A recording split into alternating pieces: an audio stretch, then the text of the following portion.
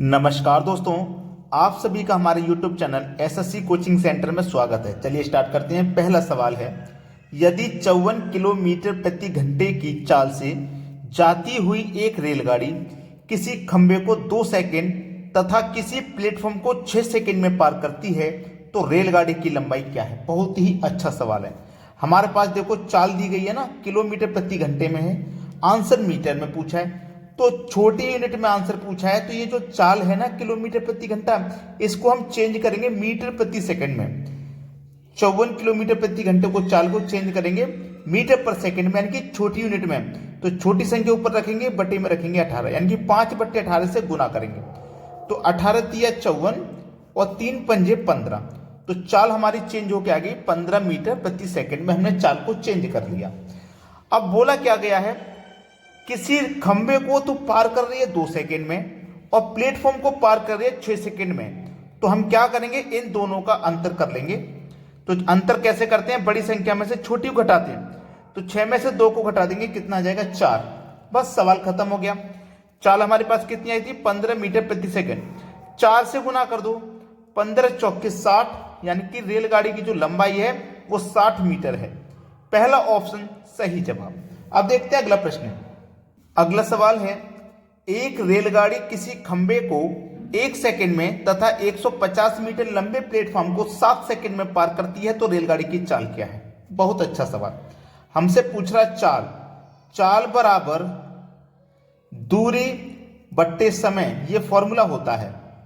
ठीक है, चलिए दूरी कितनी है, दूरी है 150 मीटर की, 150 लिखेंगे। समय कितना है, 7 सेकंड का यहां पे है, 1 सेकंड का यहां पे है, तो दोनों का अंतर कर लेंगे। ठीक है, 7 में से 1 जाएगा, 6 बचेगा। तो समय कितना आ गया, 6 सेकंड का। अब 6 से कटा दो इसको, 6 दूने का 12, 3 बचेगा 30, 6 पंजे 30, यानी कितना हो जाएगा 25 मीटर प्रति सेकंड। हम चाल ही तो निकाल लें, चाल हो जाएगी 25 मीटर प्रति सेकंड, यानी कि बी ऑप्शन प्रश्न का बिल्कुल सही जवाब है। अब देखते हैं अगला प्रश्न। अगला प्रश्न है, 2 रेलगाड़ी जिनकी चाल 54 किलोमीटर प्रति घंटा और 72 किलोमीटर प्रति घंटा है, एक दिशा में जा रही हैं। एक दिशा का मतलब एक ट्रेन इस दिशा में जा रही है तो दूसरी भी इसी दिशा में जा रही है। जब दोनों ट्रेनें एक ही दिशा में जाएं तो उनकी चालों का क्या करते हैं, अंतर, यानी कि माइनस। और जब एक ट्रेन ऐसे जाए और एक ट्रेन उसके सामने से आए, आमने सामने से जब ट्रेन आती है तो उनको प्लस करते हैं, और एक ही दिशा में जाए तो उसको अंतर करते हैं, यानी कि माइनस। ठीक है, तो जो ज्यादा वाली चाल है उसमें से कम वाली चाल को घटा देंगे। तो आप क्या करोगे, 72 में से घटा दोगे 54 को, घटा दिया तो कितना बचेगा 18, यानी कि 18 किलोमीटर प्रति घंटे की चाल हुई। 18 किलोमीटर प्रति घंटे की चाल हुई। दूसरी बात यह है, ये जो चाल है ये किलोमीटर प्रति घंटे में है, तो ये भी हमारी 18 किलोमीटर प्रति घंटा निकल के आई है। लेकिन हमें क्या करना है, इसको चेंज करना पड़ेगा, क्योंकि हमारे पास जो लंबाई है ना वो मीटर में है। ठीक है, तो आंसर जो आएगा वो सेकंड में आएगा। चलिए अब इसको चेंज करेंगे हम। तो छोटी यूनिट में जब चेंज करेंगे तो छोटी संख्या ऊपर रखेंगे, बटे में कितना रखेंगे 18। तो 18 से 18 कट गया, कितना बचेगी चाल हमारे पास 5, ये 5 है ना, 5 मीटर प्रति सेकंड हमारे पास चाल आ गई। हमसे क्या पूछा है, उनकी लंबाई 100 मीटर और 180 मीटर। तो हमें क्या करना है, दूसरी गाड़ी पहली गाड़ी को कितनी देर में पार करेगी, कितने समय में पार करेगी, कहने का मतलब ये है। तो समय बराबर क्या होता है, दूरी बट्टे चाल। समय बराबर दूरी बट्टे चाल। अब दूरी कितनी है भाई, जितनी भी दूरियां होती हैं, लंबाइयां होती हैं, उनको ऐड कर लेते हैं। तो 100 और 80 दूरी मिलके हो गई 180। चाल कितनी की है, 5 की, कटा दो, 5 दिया 15, 3 बचेगा 30, 5 छक्के 30। तो कितना समय लगेगा, 36 सेकंड का समय लगेगा। यह हमारे सवाल का बिल्कुल सही जवाब। सभी को क्लियर हुआ प्रश्न। अब देखते हैं अगला सवाल। अगला प्रश्न है, 28 और 42 के एलसीएम और एचसीएफ किस अनुपात में हैं। 28 और 42 के एलसीएम और एचसीएफ पूछा किस अनुपात में। तो आपको करना क्या रहेगा, इन दोनों का आपको सबसे पहले अंतर कर लीजिए। तो अंतर कितने का आएगा, 14 का।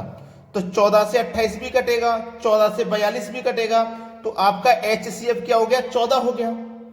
भाई एचसीएफ कितना हो गया, 14 हो गया। अब कोई आपको एलसीएम भी तो पूछा है, तो इन दोनों से कटने वाली संख्या कौन सी है, 84 है। भैया 42 दूनी 84 कटेगा, ठीक है, और 28 से 3 बार में 84 कटेगा, तो एलसीएम क्या हो गया आपका 84 और एचसीएफ क्या हो गया आपका 14, एचसीएफ आपका 14 हो गया। लेकिन एलसीएम और एचसीएफ का अनुपात पूछा है, तो पहले एलसीएम बोला ना, तो पहले एलसीएम लिखो 84, बाद में एचसीएफ बोला तो बाद में एचसीएफ लिखो, इनका अनुपात बताओ। 14 कम 14, 14 छिक्के 84, यानी कि 6:1 आपके सवाल का बिल्कुल सही जवाब है पहला ऑप्शन। अब देखते हैं अगला सवाल। अगला प्रश्न है, दो संख्याओं का अनुपात 3:4 है और उनका एचसीएफ 4 है, तो उनका एलसीएम क्या है। बहुत अच्छा सवाल। देखिए कोई दो संख्या है, ये पहली संख्या हो गई, ये दूसरी संख्या हो गई, इनका जो अनुपात है वो है 3:4, ठीक है। एचसीएफ दिया गया है आपको 4। याद रखना प्रश्न में जब एचसीएफ दिया जाए तो हम अनुपात का भी एचसीएफ करते हैं, तो 3 और 4 का एचसीएफ 1 आएगा। एक ही वो संख्या जो दोनों को डिवाइड कर देगी और कोई सी नहीं है, तो इस एचसीएफ में अनुपात के एचसीएफ से डिवाइड करोगे तो 4 ही आ जाएगा, ठीक है।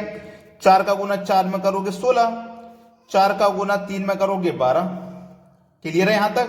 आपसे पूछा है एलसीएम क्या है। अब 16 और 12 का आप जब एलसीएम निकालोगे तो कितना हो जाएगा 48, ठीक है। 12 चौक 48, 16 3 48, यानी कि 48 16 से भी कटेगा, 12 से भी कटेगा, एलसीएम हो गया 48, यानी आपका डी ऑप्शन बिल्कुल सही है। अब देखते हैं अगला सवाल। अगला प्रश्न है, दो संख्याओं का एचसीएफ 21 है और एलसीएम 84 है। यदि दो संख्याओं का अनुपात 1:4 है तो दोनों संख्याओं में बड़ी संख्या क्या है। बहुत अच्छा सवाल दिया गया है, बेहतरीन क्वेश्चन। एक संख्या का अनुपात 1 है, दूसरी का 4, ठीक है, इतना क्लियर हुआ। और इनका जो एचसीएफ है वो कितना है, एचसीएफ में बोलूंगा 21 है, ठीक है। और जो एलसीएम है वो कितना है भैया 84 है, ठीक है, इतना ध्यान है। अब इसमें एक चीज समझ लीजिए आप कि हमारे पास ये 4 है, ठीक है ना, ये 4 है, और ये क्या है मेरे पास 21 है, ये क्या है 21। तो ध्यान देना कि इस 4 से ये 21 बनेगा क्या, इस 4 से 21 बनेगा क्या, नहीं बनेगा। 4 से 84 बनेगा क्या, बिल्कुल बनेगा, बिल्कुल बनेगा। देखो अगर आप 21 का गुना 4 से करोगे तो देखो आपको 84 मिल जाएगा, यानी कि ध्यान देना ये क्या है आपके पास 21, इस 21 का गुना अगर 4 से करोगे तो 84 मिलेगा, 21 का गुना 4 से करोगे तो 84 मिलेगा, 84 ही तो आपका एलसीएम है। तो दोनों संख्याओं में बड़ी संख्या क्या है, दोनों संख्याओं में बड़ी संख्या क्या है, तो हमारी 84 बड़ी संख्या है, ठीक है। डी ऑप्शन बिल्कुल सही जवाब हो जाएगा। चलिए अब देखते हैं अगला प्रश्न। अगला सवाल है, वह छोटी से छोटी संख्या जिसे 4, 6, 8, 12 और 16 से भाग करने पर प्रत्येक दशा में 2 शेष बचे। तो आपको करना क्या है, 4, 6, 8, 12 और 16 का आपको एलसीएम लेना है, ठीक है। 16 का एलसीएम लेंगे, इन सभी संख्याओं का एलसीएम लेंगे तो कितना आ जाएगा भैया, इनका एलसीएम आ जाएगा हमारे पास 48।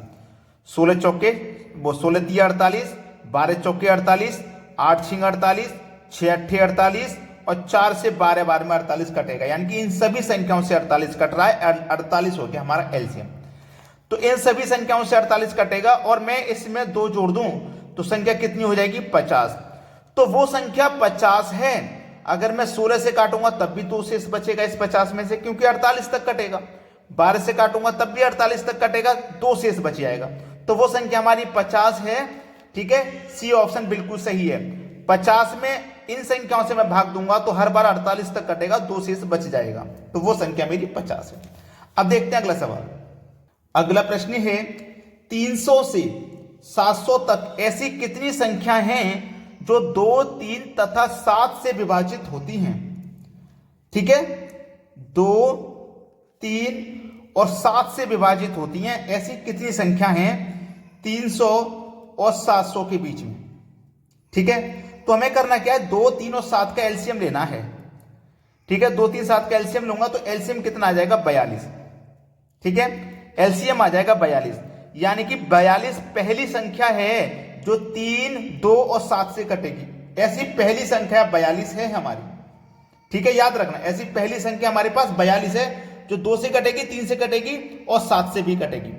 अब 42 है, 42 के पास में दूसरी संख्या हमारी कितनी हो जाएगी, अब इसमें हम करेंगे क्या, पहले 42 से इसमें डिवाइड देंगे। 42 से जब मैं 300 में डिवाइड दूंगा तो 42 से जब 300 में डिवाइड दूंगा तो इसको हो जाएगा, देखो 42 से दूंगा मैं डिवाइड, 300 है ये, 42 से कम 42, 42 दूनी 84। अब मेरे पास 100 में से 84 कट गया ना, 42 दूनी 84, और भी तो और आगे तक जाएगा ये, क्योंकि 300 है 100 नहीं है। तो 42 से जब मैं 84 को कटाऊंगा तो ये कितनी बार में कटेगा, 42 दूनी 84, 40, 4 सत्ते 28, यानी कि 280, 2 सत्ते 14, 280 और 14 यानी कि 294। ठीक है, तो ये कितनी बार, 4 सत्ते यानी 7 बार में कटेगा, 294 तक 7 बार में कटेगा। 7 संख्या ऐसी हैं जो 42 से कट जाएंगी। अब इसमें देखो कितनी संख्या ऐसी हैं, 42 से काटो, 42 से जब मैं इसको काटूंगा, 4 सत्ते 28, 4 धाम में 40, 10 हो गई, और 4 चौकू 16, 4 छिंग 24, 4 धाम में 40, 4 छिंग 24, 600 हो जाएगा, और 600 ये 7 बार 16 बार में कटेगी ये। ठीक है, तो देखो याद रखना 300 तक तो 7 हैं जिनकी हमें कोई जरूरत नहीं है, क्योंकि 300 और 700 के बीच में पूछिए ना, तो 300 तक तो 7 है, इसकी कोई जरूरत नहीं है। अब 7 के ऊपर देखो कितनी है ये, 6 और 3 9, 9 है, तो हमारे पास जो सही जवाब हो जाएगा वो कितना हो जाएगा, 9। क्लियर है ना? तो उम्मीद करता हूं सभी को प्रश्न समझ में आ गया। बस आपको वीडियो सभी बच्चों को लाइक और शेयर करना है। ठीक है, धन्यवाद दोस्तों।